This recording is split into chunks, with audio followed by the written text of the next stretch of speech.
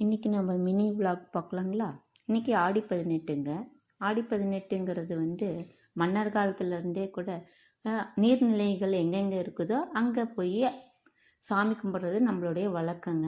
சாமிங்கிறது 7 கன்னிமார்கள் வச்சு, 7 கன்னிமார்கள்னால் 7 கல் வச்சு சாமிக்கு தேங்காய், பூ, பழம், வெற்றிலைப்பாக்கு, அப்புறம் மாதுளம்பழம், ஆப்பிள் பழம்,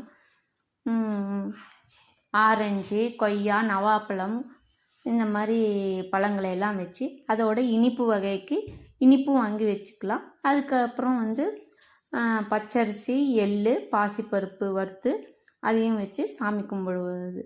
வெல்லம் எல்லாம் ஊற வச்ச அந்த பச்சரிசி,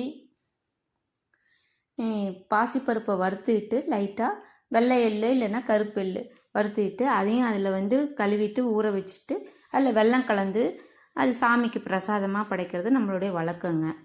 அப்புறம் பிள்ளையார் பிடிச்சி வைப்பாங்க. மஞ்சளில் பிள்ளையார் பிடிச்சி வச்சு நூலுக்கு மஞ்சக்கயிறு கட்டி, நம்ம வீட்டில் எத்தனை பேர் இருக்கிறோமோ அவங்களுக்கு அத்தனை நூல் பங்குக்கு மஞ்சள் தடவி அந்த மஞ்சள் கயிறை நம்ம சாமி கும்பிட்ட பின்னாடி நம்ம கட்டிக்கிறது நம்மளுடைய வழக்கங்க.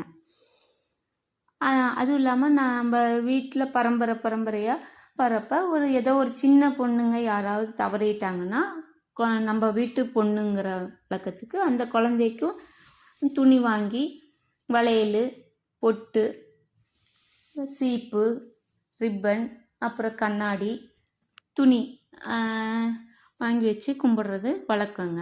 இது தொன்று தொட்டு வந்துகிட்டே இருக்குதுங்க.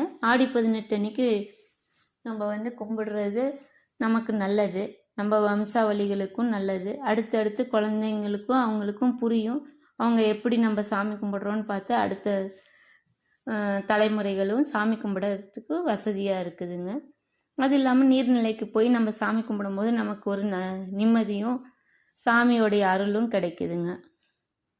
நம்ம முன்னோர்களுடைய ஆசீர்வாதமும் கிடைக்குதுங்க.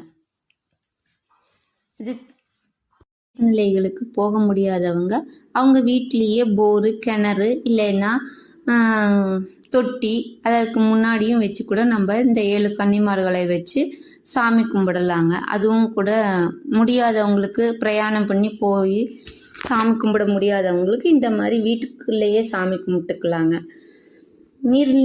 மெயினாக நீர்நிலைகளில் வச்சு சாமி கும்பிட்றதாங்க நம்மளுடைய வழக்கம். அப்புறம் பக்கத்தில் இருக்கிற குழந்தைங்களுக்கு இனிப்பு கொடுக்கலாம். அப்புறம் கயிறு கட்டிக்கணும். நம்ம சாமி கும்பிட்டு முடித்து ஆரத்தி எடுத்துட்டு